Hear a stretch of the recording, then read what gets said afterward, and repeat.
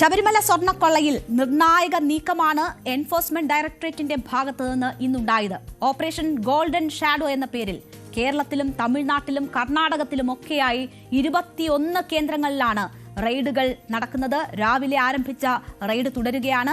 കേസിലെ പ്രതികളുടെ വീടുകളിലും സ്ഥാപനങ്ങളിലുമൊക്കെയായിട്ടാണ് ഈ റെയ്ഡ് നടക്കുന്നത്. കേസിൽ SIT അന്വേഷണം പുരോഗമിക്കുന്നതിനിടെയാണ് കേസിലെ കള്ളപ്പണ ഇടപാടിൽ EDയും ഇപ്പോൾ അന്വേഷണം വ്യാപിപ്പിച്ചിരിക്കുന്നത്. അപ്പോൾ എന്താണ് EDയുടെ നീക്കമെന്ന് വിശദമായി തന്നെ പരിശോധിച്ചാൽ, ശബരിമല സ്വർണ്ണക്കൊള്ള കേസിലെ കള്ളപ്പണ ഇടപാട് അന്വേഷിക്കുന്നതിന്റെ ഭാഗമായിട്ടുള്ള വ്യാപക റെയ്ഡാണ് ED ഇന്ന് നടത്തിക്കൊണ്ടിരിക്കുന്നത്. എവിടെയൊക്കെയാണ് ഓപ്പറേഷൻ ഗോൾഡൻ ഷാഡോ എന്ന് നോക്കിയാൽ, ശബരിമല സ്വർണ്ണക്കൊള്ള കേസിലെ മുഴുവൻ പ്രതികളുടെയും വീടുകളിൽ, അതായത് കേരളം, തമിഴ്നാട്, കർണാടക അടക്കമുള്ള 3 സംസ്ഥാനങ്ങളിലായി 21 കേന്ദ്രങ്ങളിൽ രാവിലെ മുതൽ തന്നെ EDയുടെ പരിശോധന ആരംഭിച്ചിരുന്നു. ശബരിമല സ്വർണ്ണക്കൊള്ള കേസിലെ പ്രതികളായ ഉണ്ണികൃഷ്ണൻ പോറ്റി, മുരാരി ബാബു, A പത്മകുമാർ, N വാസു തുടങ്ങിയവരുടെ വീടുകളിൽ, സ്വർണ്ണ വ്യാപാരി Govardhan, smart creations CEO Pankaj Bhandari തുടങ്ങിയവരുടെ സ്ഥാപനങ്ങളിലും അടക്കമാണ് പരിശോധന നടക്കുന്നത്. തിരുവനന്തപുരത്തെ ദേവസ്വം ബോർഡ് ആസ്ഥാനത്ത് ED സംഘമെത്തി പരിശോധന നടത്തി. ചെന്നൈയിലെ സ്മാർട്ട് ക്രിയേഷൻസിലും ബെല്ലാരിയിലെ സ്വർണ്ണ വ്യാപാരിയായ ഗോവർദ്ധന്റെ വീട്ടിലും ED സംഘം റെയ്ഡ് നടത്തുന്നുണ്ട്. ബംഗളൂരുവിലെ ഗോവർദ്ധന്റെ ജ്വല്ലറിയിലും ഉണ്ണികൃഷ്ണൻ പോറ്റിയുടെ ബംഗളൂരുവിലെ ശ്രീരാംപുരയിലെ വീട്ടിലും ED റെയ്ഡ് നടത്തുന്നുണ്ട്. മുരാരി ബാബുവിന്റെ കോട്ടയത്തെ വീട്ടിൽ, ഉണ്ണികൃഷ്ണൻ പോറ്റിയുടെ തിരുവനന്തപുരം കിളിമാനൂർ പുളിമാത്തുള്ള വീട്ടിൽ, N വാസുവിന്റെ പേട്ടയിലെ വീട്ടിൽ, A പത്മകുമാറിന്റെ ആറന്മുളയിലെ വീട്ടിലുമൊക്കെയാണ് ED റെയ്ഡ് നടത്തുന്നത്. അങ്ങനെ 21 ഇടങ്ങളിൽ ഒരേ സമയം റെയ്ഡ് നടന്നുകൊണ്ടിരിക്കുകയാണ്. ഉണ്ണികൃഷ്ണൻ പോറ്റിയുടെ സഹോദരിയുടെ വെഞ്ഞാറൻമൂട് വലിയ കട്ടയ്ക്കലിലെ വീട്ടിലും ED പരിശോധന നടത്തുന്നുണ്ട്. KP Sankaradas, N Vijayakumar, S Baiju എന്നിവരുടെ തിരുവനന്തപുരത്തെ വീടുകളിലും EDയുടെ റെയ്ഡുണ്ട്. എന്നാൽ ഇത്രയും ഇടത്ത് വിപുലമായ തരത്തിൽ റെയ്ഡുകൾ നടക്കുമ്പോൾ തന്ത്രി കണ്ഠരര് രാജീവരുടെ വീട്ടിൽ ED പരിശോധനയ്ക്ക് എത്തിയിട്ടില്ല എന്നത് വലിയ വിമർശനത്തിന് ഇടയാക്കുന്ന ഒരു സാഹചര്യമുണ്ട്. എല്ലാ പ്രതികളുടെയും വീട്ടിലെന്ന് പറയുമ്പോൾ എന്തുകൊണ്ട് തന്ത്രിയുടെ വീട് ഒഴിവാക്കിയെന്നൊരു ചോദ്യമുണ്ട്. കേന്ദ്ര ഏജൻസി എന്തുകൊണ്ട് തന്ത്രിയുടെ വീട് ഒഴിവാക്കി മറ്റിടങ്ങളിൽ പരിശോധന നടത്തുന്നു എന്ന ചോദ്യം വളരെ വ്യാപകമായി ഉയരുന്നുമുണ്ട്. SIT അന്വേഷണം തുടങ്ങിയപ്പോൾ തന്നെ EDയുടെ ഇന്റലിജൻസ് വിഭാഗം പ്രാഥമിക അന്വേഷണങ്ങൾ തുടങ്ങിയിരുന്നതാണ്. സ്വർണ്ണക്കൊള്ളയിൽ വൻതോതിൽ കള്ളപ്പണ ഇടപാട് നടന്നു എന്നതാണ് EDക്ക് ലഭിച്ച വിവരം. കേസിൽ പ്രതികളുടെ മൊഴിയും FIRും അടക്കമുള്ള രേഖകൾ നേരത്തെ കൊല്ലം വിജിലൻസ് കോടതി EDക്ക് കൈമാറിയിരുന്നു. സർക്കാരിന്റെ എതിർപ്പ് മറികടന്നായിരുന്നു ഈ നടപടി. സ്വർണ്ണക്കൊള്ളക്കേസിൽ കള്ളപ്പണം വെളുപ്പിക്കൽ തടയൽ നിയമം പ്രകാരം കേസെടുത്ത് ED അന്വേഷണം നടത്തുന്നതിന്റെ ഇടയിലാണ് ഇപ്പോൾ വളരെ വ്യാപകമായിട്ടുള്ള ഒരു റെയ്ഡിലേക്ക് ED കടന്നിരിക്കുന്നത്. SIT പ്രതി ചേർത്ത തന്ത്രി കണ്ഠരര് രാജീവരടക്കം മുഴുവൻ പേരെയും പ്രതി ചേർത്താണ് ED ECIR രജിസ്റ്റർ ചെയ്തിരിക്കുന്നത്. ഉണ്ണികൃഷ്ണൻ പോറ്റി ഒന്നാം പ്രതിയായ കേസിൽ മുൻ Devaswom president A Padmakumar, N Vasu ഉൾപ്പെടെ 15ലേറെ പേർ പ്രതിയാക്കിയാണ് ED കേസെടുത്തിട്ടുള്ളത്. ശബരിമല സ്വർണ്ണക്കവർച്ച കേസ് അന്വേഷണ സംഘം സന്നിധാനത്ത് എത്തിയിട്ടുണ്ട്. സന്നിധാനത്ത് സ്റ്റോർ റൂമിൽ സൂക്ഷിച്ചിരിക്കുന്ന 2 വാതിലുകൾ പരിശോധിക്കാൻ അന്വേഷണ സംഘത്തിന് ഹൈക്കോടതി ഇന്നലെ അനുമതി നൽകിയിരുന്നു. ഇതിന്റെ ഭാഗമായിട്ടാണ് ഇന്ന് അവിടെ നടക്കുന്ന പരിശോധന. കട്ടിളപ്പാളിയിലും പ്രഭാമണ്ഡല പാളികളിലും പൊതിഞ്ഞിരിക്കുന്ന സ്വർണത്തിന്റെ അളവ് തിട്ടപ്പെടുത്താനുള്ള പരിശോധനയാണ് ഈ SITയുടെ ഭാഗമായിട്ടുള്ളവർ അവിടെ നടത്തുന്നത്. എന്തായാലും ED വ്യാപക പരിശോധന നടത്തുന്നു ഒരു ഭാഗത്ത്, മറ്റൊരു ഭാഗത്ത് SIT അവരുടെ അന്വേഷണ നടപടികളുമായി മുന്നോട്ടാണ്. ഇന്നലെ ഈ സ്വർണത്തിന്റെ ശാസ്ത്രീയ പരിശോധനാ റിപ്പോർട്ടിലെ അടക്കം വിവരങ്ങൾ കോടതിയിൽ വന്നപ്പോൾ കോടതിയുടെ പരാമർശങ്ങൾ ഉൾപ്പെടെ നമ്മൾ കേട്ടതാണ്. വലിയ രീതിയിലുള്ള കൊള്ള നടന്നിരിക്കുന്നു എന്നത് ഉറപ്പായി കഴിഞ്ഞിരിക്കുന്ന ഒരു സാഹചര്യമാണ്. സ്വർണ്ണക്കൊള്ളക്കേസിന്റെ വ്യാപ്തി തന്നെ 10 മടങ്ങ് വർദ്ധിക്കുന്ന ഒരു സാഹചര്യത്തിലാണ് ED കൂടി ഈ രീതിയിൽ വ്യാപകമായിട്ടുള്ള ഒരു റെയ്ഡിലേക്ക് എത്തിയിരിക്കുന്നത്. ഇപ്പോൾ നടക്കുന്ന ED നടത്തുന്ന പരിശോധനയെ സ്വാഗതം ചെയ്യുന്നു എന്നതാണ് Devaswom board president K Jayakumar ഈ വിഷയവുമായി ബന്ധപ്പെട്ട് പ്രതികരിച്ചത്. വീഴ്ചകൾ വന്നിട്ടുണ്ടെങ്കിൽ അത് സിസ്റ്റം ഫെയിലിയറിന്റേതാണ് എന്ന് അദ്ദേഹം പറയുന്നു. ഭാവിയിൽ ഇത്തരം കാര്യങ്ങൾ ഉണ്ടാകുന്നില്ല എന്ന് ഉറപ്പുവരുത്തണം. ഈ സംഭവങ്ങൾ കൊണ്ട് വിശ്വാസികൾക്ക് ദേവസ്വം ബോർഡിൽ വിശ്വാസം നഷ്ടപ്പെട്ടിട്ടുണ്ടെങ്കിൽ അത് വീണ്ടെടുക്കണമെന്നും K ജയകുമാർ പറഞ്ഞു. കോടതി അന്വേഷിച്ചുകൊണ്ടിരിക്കുന്ന കാര്യത്തെപ്പറ്റി ഒരഭിപ്രായവും ഞാൻ പറയില്ല.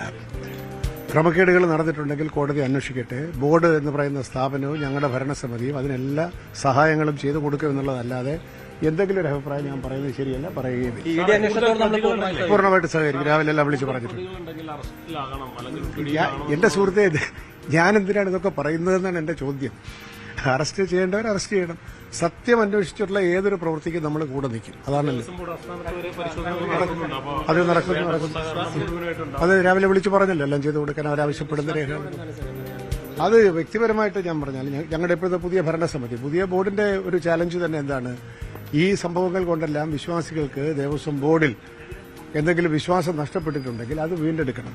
അത് വീണ്ടെടുക്കുന്നത് എങ്ങനെ, ഞാൻ അതിപ്പം കൂടെ ഇങ്ങനെ പറയേണ്ട കാര്യമില്ല. വീണ്ടെടുക്കുന്നത് എങ്ങനെയെന്ന് പറഞ്ഞാൽ കൂടുതൽ സുതാര്യത ഉണ്ടാവണം, അക്കൗണ്ടബിലിറ്റി ഉണ്ടാകണം. അത്തരത്തിലുള്ള സിസ്റ്റംസ് പരിഷ്കരിക്കാനുള്ള ഒരു പരിശ്രമത്തിലാണ് ഞാനും. അപ്പോൾ ഒരു തെറ്റുതിരുത്തലിന്റെ ഭാഗമായിരുന്നു പുതിയ ഭരണസമിതിയുടെ ചുമതലയേൽക്കൽ. അവിടെ നിന്നുകൊണ്ട് തന്നെയാണ് അദ്ദേഹം സംസാരിക്കുന്നത്. അതാണ് തങ്ങളുടെ ഉത്തരവാദിത്തമെന്ന് അദ്ദേഹം പറയുന്നു. അതേസമയം പ്രതിപക്ഷം കൂടുതൽ വിമർശനങ്ങൾ സർക്കാരിനെതിരെ കടുപ്പിക്കുകയാണ്. സ്വർണ്ണക്കൊള്ള അന്വേഷണത്തിൽ സർക്കാർ SITയെ സമ്മർദ്ദത്തിലാക്കുകയാണ് എന്ന ആരോപണം വീണ്ടും പ്രതിപക്ഷത്തിന്റെ ഭാഗത്തു നിന്ന് വരുന്നു. KC വേണുഗോപാലാണ് ഈ ആരോപണം ഉന്നയിച്ചിരിക്കുന്നത്. ഹൈക്കോടതിയുടെ ഇടക്കാല ഉത്തരവോടെ സർക്കാരിന് ധാർമ്മികമായി തുടരാൻ അവകാശമില്ലാതായി എന്ന ഒരു വിമർശനം കൂടി KC വേണുഗോപാൽ നടത്തി. സർക്കാരിന്റെ കൃത്യമായ സമ്മർദ്ദത്തിന് പുറത്താണ് SIT പ്രവർത്തിക്കുന്നത് എന്നുള്ളത് ഇതിനപ്പുറം തെളിവെന്താണ് വേണ്ടത്? ഇത്രയും ഗുരുതരമായിട്ടുള്ള കാര്യമുണ്ട്. സർക്കാരിന്റെ സത്യത്തിൽ അധികാരത്തിൽ തുടരാൻ യാതൊരു അവകാശവും ഇല്ല എന്നാണ് എനിക്ക് മനസ്സിലാക്കാൻ സാധിക്കും. ഇന്നലത്തെ ഹൈക്കോടതിയുടെ ഏറ്റവും ഒടുവിലെ വിധി കൂടി വന്ന സാഹചര്യത്തിൽ, നിരീക്ഷണം കൂടി വന്ന സാഹചര്യത്തിൽ ഈ സർക്കാർ ശബരിമലയിലെ സ്വർണ്ണക്കൊള്ളക്ക് മുഴുവൻ ഒത്താശയും കൊടുത്ത സർക്കാരിന് ധാർമ്മികമായി തുടരാൻ യാതൊരു അവകാശവുമില്ല. വിശ്വാസികളെ അവരുടെ ഏറ്റവും വേദനിപ്പിച്ച സർക്കാരായിട്ട് സർക്കാർ മാറിയിരിക്കുകയാണ്. ED നടപടിക്ക് പിന്നാലെ ശബരിമല സ്വർണ്ണക്കൊള്ളയിൽ ശക്തമായ പ്രതിഷേധവുമായി BJP കൂടി രംഗത്ത് വരുന്ന കാഴ്ചയാണ് നമ്മൾ കണ്ടത്. BJPക്ക് ഈ വിഷയവുമായി ബന്ധപ്പെട്ട് ചില ആശയക്കുഴപ്പങ്ങൾ ഉണ്ടായിരുന്നു തുടക്കം മുതൽ എന്ന കാര്യം നമുക്കറിയാം. അത് ശബരിമല യുവതീ പ്രവേശനവുമായി ബന്ധപ്പെട്ട് അന്ന് പ്രതിഷേധം നടത്തിയെങ്കിൽ പോലും അതിന്റെ ഗുണഫലം ലഭിച്ചത് UDFനാണ്. അതുകൊണ്ട് തന്നെ ഈ വിഷയത്തിൽ എങ്ങനെ സമീപിക്കണമെന്ന ആശയക്കുഴപ്പം BJPയെ സംബന്ധിച്ചുണ്ടായിരുന്നു. പക്ഷേ ഇപ്പോൾ ED രംഗത്തിറങ്ങുമ്പോൾ പൂർവാധികം ശക്തിയോടുകൂടി പ്രതിഷേധത്തിൽ ഇറങ്ങുകയാണ് BJP. മുൻ ദേവസ്വം മന്ത്രി കടകംപള്ളി സുരേന്ദ്രന്റെ വീട്ടിലേക്ക് ഇന്ന് BJP പ്രതിഷേധം നടത്തി. കരിക്കകത്തെ വീടിന് മുന്നിലാണ് BJPയുടെ പ്രതിഷേധം അരങ്ങേറിയത്. വി മുരളീധരൻ മാർച്ചിൽ പങ്കെടുത്തു. ശബരിമലയിൽ നടന്നത് വലിയ കൊള്ളയാണെന്നും അന്വേഷണം CBIയെ ഏൽപ്പിക്കണം എന്നും വി മുരളീധരൻ ആവശ്യപ്പെട്ടു. കേരളത്തിൽ നടക്കുന്ന ഈ സ്വർണ്ണക്കൊള്ള, ആ സ്വർണ്ണക്കൊള്ളയെക്കുറിച്ച് നിരവധി അന്വേഷണവുമായിട്ട് ബന്ധപ്പെട്ടുള്ള നിരവധി കാര്യങ്ങൾ ഓരോ ദിവസവും പുറത്തു വന്നുകൊണ്ടിരിക്കുകയാണ്.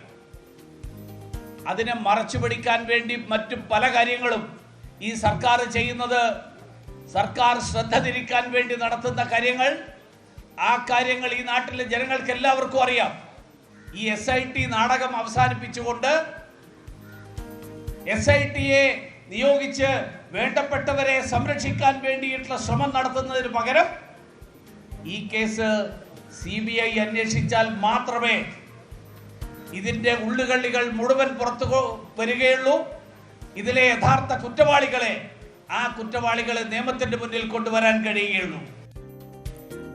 സ്വർണ്ണക്കാഴ്ചയിൽ ദേവസ്വം മന്ത്രിയുടെ ഏറ്റുമാനൂരിലെ ഓഫീസിലേക്ക് BJPയുടെ പ്രതിഷേധമുണ്ടായിരുന്നു. BJP പ്രവർത്തകർക്ക് നേരെ പോലീസ് ജലപീരങ്കി പ്രയോഗിച്ചു.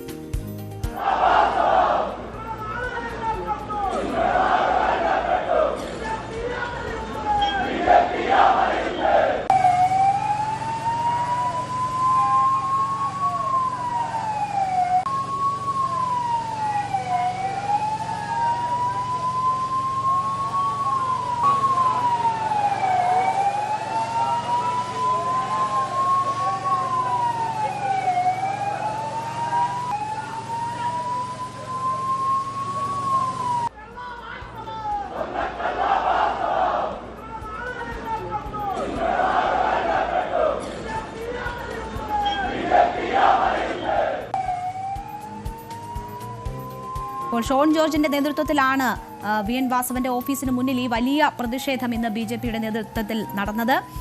എന്തായാലും ED കൂടി കളത്തിലിറങ്ങുന്ന ഒരു സാഹചര്യത്തിൽ അതിനെതിരെ ദേവസ്വം മന്ത്രി തന്നെ രംഗത്ത് വരുന്ന ഒരു സാഹചര്യം കൂടി ഉണ്ടായിരിക്കുന്നു. സർക്കാരിനെതിരെ BJP വലിയ രീതിയിലുള്ള പ്രതിഷേധവുമായി രംഗത്ത് വരുന്നു. അതുപോലെ തന്നെ കോൺഗ്രസ് ആരോപണങ്ങൾ ശക്തമാക്കുന്നു. ഈ സാഹചര്യത്തിലാണ് EDയുടെ വരവിൽ സംശയം പ്രകടിപ്പിച്ചുകൊണ്ട് ദേവസ്വം മന്ത്രി രംഗത്ത് വരുന്നത്. ഹൈക്കോടതി നിയന്ത്രണത്തിലുള്ള SIT അന്വേഷണം നല്ല രീതിയിൽ പോകുകയാണ്. ആരിലേക്കും അന്വേഷണം നീളട്ടെ എന്ന് മന്ത്രി പറയുന്നു. എന്നാൽ EDയുടെ വരവ് സംശയാസ്പദമാണ് എന്ന കാര്യമാണ് VN വാസവൻ ചൂണ്ടിക്കാട്ടിയത്.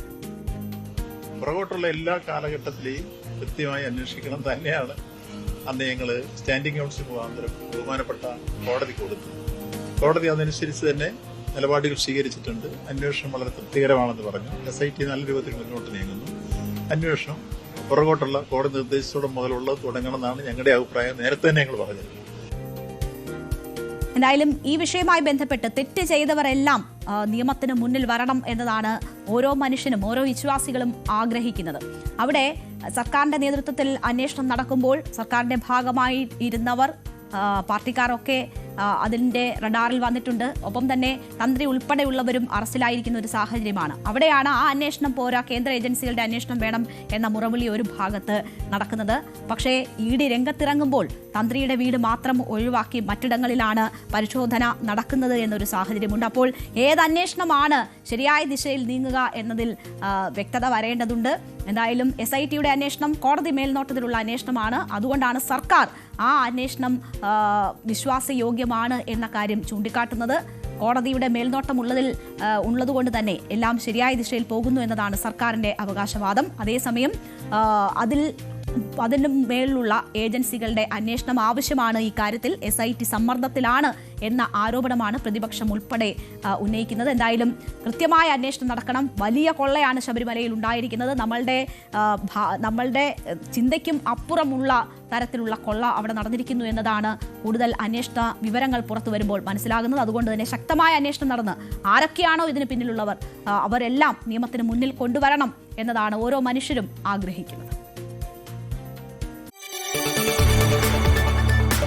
കൂടുതൽ വാർത്തകൾക്ക് News 18 Keralam YouTube channel subscribe ചെയ്യുക.